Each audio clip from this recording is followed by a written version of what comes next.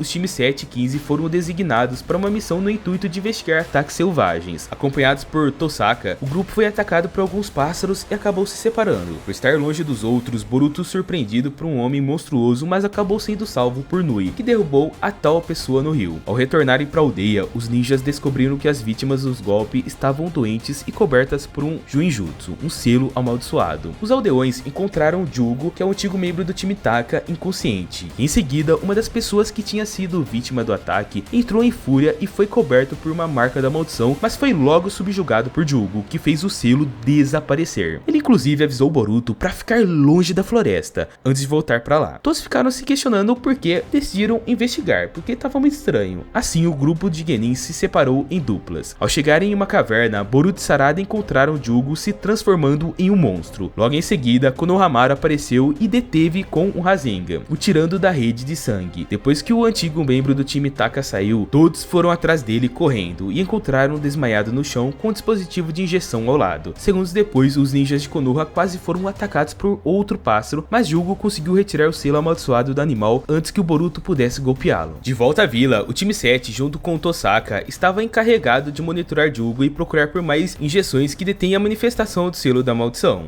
Nos dias que se seguiram, a equipe continuou a trabalhar em cima dos pássaros. O Boruto chegou até a avistar um ganso no meio. Já no terceiro dia, todos acordaram com o som dos pássaros e Tosaka afirmou que os animais tinham sido infectados e fugiram. Vale lembrar que à medida que eles foram aplicando as injeções, Jugo foi ficando imune até que elas não fizeram mais efeito. Após deixarem a vila, o time 7 encontrou Sumire desacordada, pois a menina tinha sido nocauteada por Suigetsu, que alegou estar agindo por legítima defesa. Ao saber que ele e Karin estavam procurando por Jugo, Boruto explicou que o antigo membro do time Taka havia sido apreendido pelos pescadores. Logo em seguida, Sumire acordou e explicou que os dois assaltantes sequestraram Wasabi e Namida, que tinham colares especiais que permitiam que eles usassem selos amaldiçoados. Além disso, eles concluíram que, como as duas estavam com os pesquisadores, o surto começou com eles primeiro. Com isso, houve uma divergência de opiniões. Enquanto Suigetsu insistia em apenas atacar os inimigos e levar Jugo de volta à força, Karin lembrou que tais ações imprudentes poderiam refletir negativamente na trégua já duvidosa de Orochimaru com o mundo. No fim, o grupo decidiu se separar para lidarem com partes diferentes do resgate. Suigetsu se juntou a Boruto e ambos encontraram Tosaka, que explicou a situação e os levou para onde Jugo estava sendo mantido. Mas aí então vem o plot twist. Ele estava aliado com os pesquisadores e operando as marcas da maldição nas pessoas e acabou aplicando tranquilizante na dupla. Depois que Tosaka expôs tudo, Boruto se sentiu culpado pela maneira como tratou Jugo, que acabou se libertando das amarras e falou pro Boruto fugir. O inimigo ainda tentou atingi-lo, mas Suigetsu chegou a tempo para impedir o golpe. Com Tosaka derrotado, a batalha começou entre Jugo e Boruto, que foi salvo por Nui, que atacou o adversário contra as ordens de Sumire. Mas não pense que acabou. O protagonista decidiu arquitetar um plano para derrotar o oponente, mas tudo dependia da velocidade, para que assim o dano do Rasengan fosse eficaz. Com isso, Boruto fez um golpe eficiente. Mitsuki chegou contra Konohamaru e Suigetsu, que consumiu o soro para curar os pássaros e se fundiu com o lago para chover sobre eles e curá-los. Mais tarde, Sarada disse ao Boruto que, apesar da imprudência do plano dele, tudo acabou funcionando. E depois, eles se perguntaram quais seriam os próximos passos de Jugo. Um tempo depois, enquanto estava em Konoha, Konohamaru conversava com Boruto a respeito da priorização do aluno como ninja, até que eles viram uma mulher fugindo de vários homens. O sensei do time 7 rapidamente interveio e levou-a para longe dos pesquisadores. Depois, ela se apresentou como Remon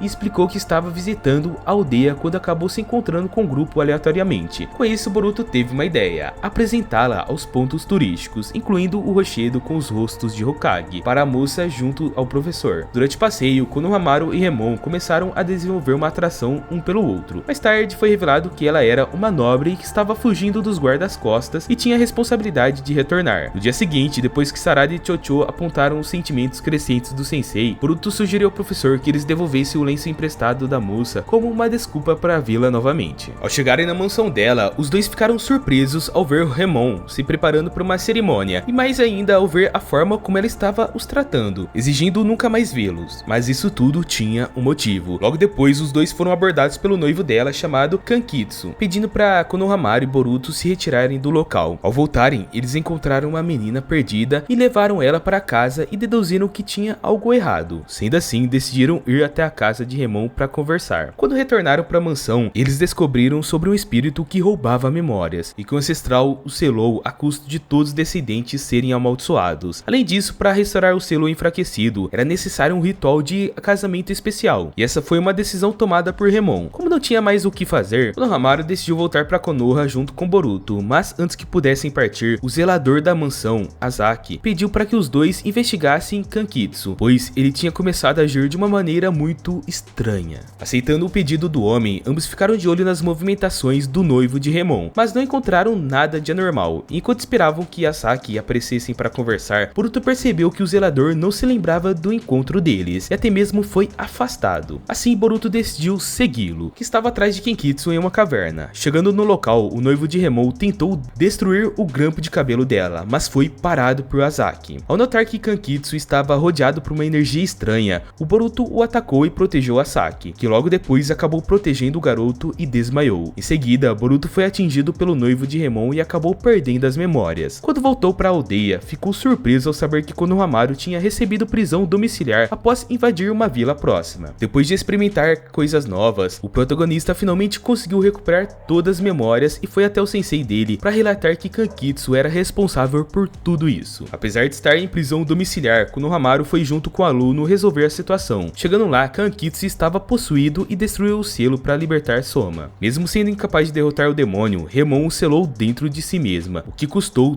todas as memórias dela. Quando tudo acabou, o sensei do time 7 a deixou aos cuidados do noivo. Boruto insistiu para o professor confessar o que sentia por ela, mas infelizmente não deu certo. Durante o período, os ninjas de Konoha receberam folga das missões, e com isso, os Uzumaki estavam se preparando para um acampamento com a família da Hinata. Porém, Boruto estava bastante desanimado, pois queria retornar aos treinamentos com Sasuke. Ao observar o gavião do Uchiha no céu indo em direção do escritório do Hokage, ele decidiu ir até o local de forma furtiva. Chegando lá, houve uma conversa entre Naruto e Sasuke e descobriu que o mentir dele iria para a Terra do Vento. Com isso, o Boruto mentiu para a família dizendo que tinha sido designado para uma missão e logo depois pegou um trem para tal lugar. Quando chegou na Terra do Vento, viu Sasuke e Gaara lutando contra Urashiki e logo depois o mentor dele sendo mandado para outra dimensão. Depois de um tempo, o Kazekage conseguiu selar o Otsutsuki que estava visando roubar o chakra de Shukaku temporariamente, e em seguida uma cauda se fechou dentro da chaleira para que não fosse sentido por ninguém. Além disso, Gaara decidiu confiar em Boruto a missão de escoltar a Biju, junto a Kankuro e Shinki, até Konoha. Durante o caminho, os três foram interceptados pelos bonecos de Urashiki, e o irmão do Kazekage decidiu enfrentar a ameaça sozinho, enquanto os outros dois seguiam em frente. Ao ouvir uma explosão de onde o Kankuro estava, Boruto quis voltar para socorrê-lo, mas Shinki insistiu que eles deveriam seguir em frente. O Boruto não aceitou aquilo, afinal, o irmão do Kazekage já havia ajudado ele antes e decidiu ir até o local sozinho. No caminho, encontrou Temari e Shikadai contando o que tinha acontecido. Sendo assim, os três encontraram uma pista, que é um buraco sendo cavado como um meio de escapar da explosão, e chegando lá, descobriram que o garoto estava enfrentando uma marionete danificada. Enquanto Temari e Shikadai seguravam o boneco, Boruto ajudou Shinki e Shukaku a se protegerem antes de voltar para derrotar o boneco. Depois, ficou decidido que o Boruto continuaria com Shinki, enquanto Temari cuidava dos ferimentos com o Shikadai, além de retomar a busca por Kankuro. E sabendo que Urashiki poderia escapar, os interceptando novamente, eles decidiram bolar um plano. O Boruto distrairia o Otsutsuki com o clone, se passando pelo filho de Gaara e carregando uma chaleira vazia. Enquanto isso, o verdadeiro Shinki seguiria caminho com Shukaku. Durante o tempo que distraía Urashiki por um período de tempo, o inimigo percebeu a verdade e decidiu tomar Boruto como refém do Hokage. Shinki, no entanto, retornou ao campo de batalha para ajudá-lo, enquanto os dois lutavam para afastar o Otsutsuki. O Jogan foi ativado, levando ele a perceber a fissura dimensional do oponente. Depois que conseguiram ferir o adversário, ambos foram salvos por Sasuke, que forçou Urashiki a recuar. Trazido de volta a Konoha para ser tratado, Boruto viu Shinki na estação Trilho do Trovão. Depois, Shukaku ficou na casa de Uzumaki por um breve período até que um esconderijo fosse organizado. Me diz, gostou do vídeo? Saiba que um like e um comentário me ajuda muito. Assim o vídeo chega em muito mais pessoas. Então deixa um comentário falando o que achou deste vídeo. Se gostou, saiba que é um trecho de um resumo completo de Boruto. Então se quer assistir esse resumo completo com todos os detalhes, todos os momentos e toda a história de Boruto e de seus amigos, clica no vídeo que está passando na tela. Na real, esse vídeo que tá na tela é o vídeo que eu mais me dediquei a fazer. Deu muito trabalho, mas você vai entender que valeu a pena. Te espero lá.